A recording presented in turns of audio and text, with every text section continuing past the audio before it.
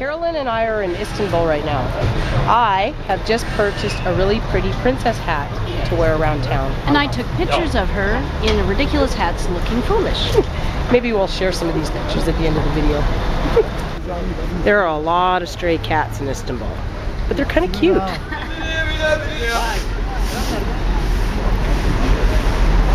Lots of corn stands too, and guys selling hats. Just in case you were wondering why I bought my harem hat, it's because Carolyn and I are on our way to the palace and there's a big harem in there. So I thought it would only be appropriate if I dressed the part. A lot of the shops sell these wonderful lamps. They're just gorgeous. I befriended one of the cats and now it's kind of hanging around me, wants to play. These little stray cats are pretty darn cute. Oh, he's gonna climb me. Cute. We're visiting the harem.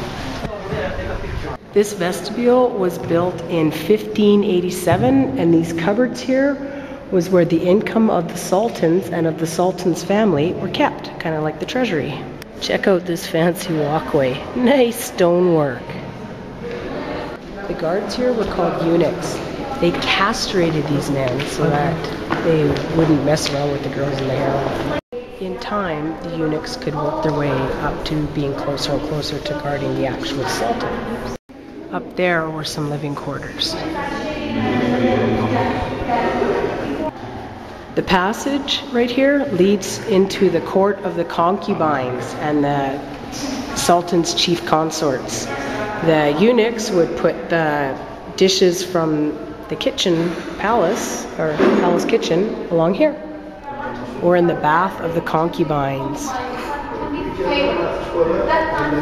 Young girls from neighboring countries were chosen to be the concubines. They would be actually raised at a tender age here and trained, and as they get older, if they are good at what they do, they get closer to the sultan and they could maybe make it as one of the sultan's wives. He was allowed to have 4, by the way. Well, there was actually no queen. The mother of the crown prince was actually kind of at the top of the heap as far as concubines.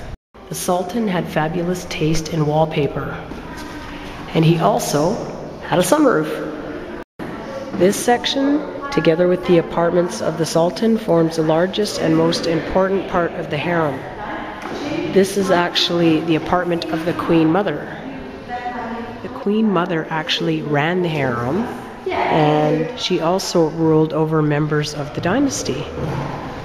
We have a little scene here, maybe it's of the queen mother and a few of the consorts, or concubines.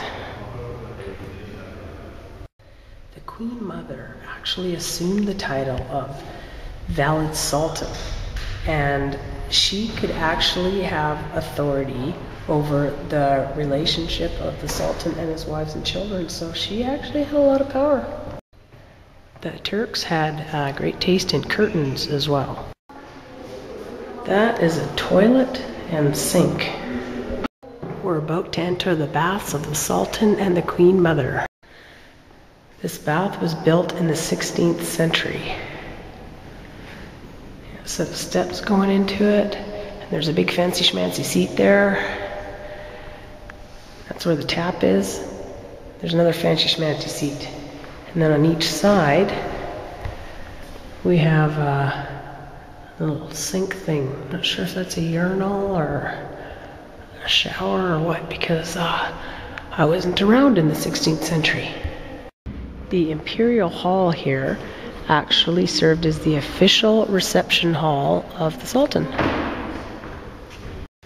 This is where they would have receptions and parties and weddings.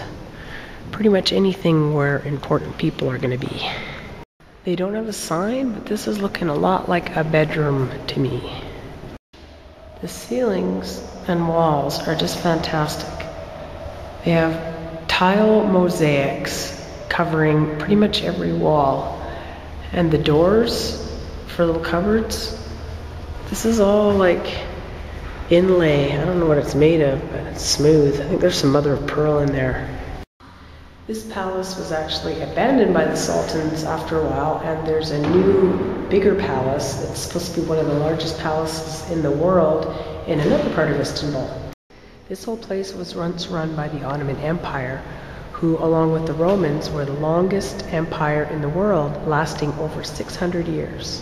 From this room we're in, we can see a wonderful view of the courtyard, and also over there, a beautiful view of the city. At one point, the Romans actually left Rome and were running the Roman Empire from Istanbul. In fact, that when they left Rome, that is when the priests took over Rome, and that's how the Vatican got so much power. Unlike the Western world with our high tables and chairs, the Turks actually like sitting kind of on these couches that are on the floor. It actually looks a little more comfortable. I love these fireplaces.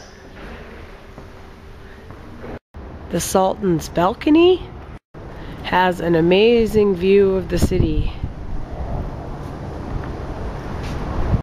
When the favorite concubines of the Sultans became pregnant, they assumed a new title. It's Candin and Fendi or something. It's hard to pronounce. Anyway, they were the official consort of the Sultan, and they were considered very important for the continuation of the dynasty. The favorites even got their own apartment. The Golden Road, where we're at right now, is a passageway. It is believed that the attributed word golden is due to the fact that when the Sultan walked through this road during festival days, he threw gold coins down that the concubines could pick up. So now that you've actually seen a harem like in person, would you still consider becoming part of a harem? I think so. I think there's good money in it. We're at the ocean right now, and it is super windy. Check out those waves crashing. And there are a million seagulls in the sky.